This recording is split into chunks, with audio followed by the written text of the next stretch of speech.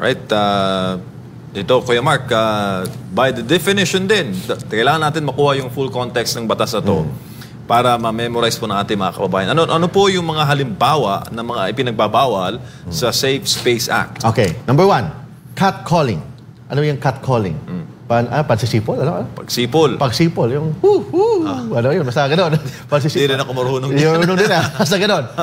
Ibig sabihin, hindi tayo violator o offender ng Safe Space Act. Approve. Mababay tayong dalawa. Approve. Gano'n yan. Catcalling. Number 2, wolf wrestling. Yung dalawang kamay gano'n. Gano'n. Okay. Wolf wrestling. Gano'n. Number 3, yung tinatawag na unwanted comment.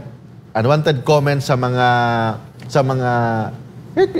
social media or even sa sexy, ang laki ng katawan, ang laki ng harapan, mga ganon. Wow, cupcake, mga ganon. So, unwanted na comment, yung mga cursing.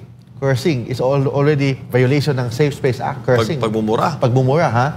Cursing is also violation ng Safe Space Act, yung tinatawag na stalking. Stalking, palaging sunod ng sunod, na kahit ayaw niya, parang yung may gusto na babae sa'yo or may gustong lalaki, palaging sunod na sunod. Stalking is also violation ng Safe Space Act.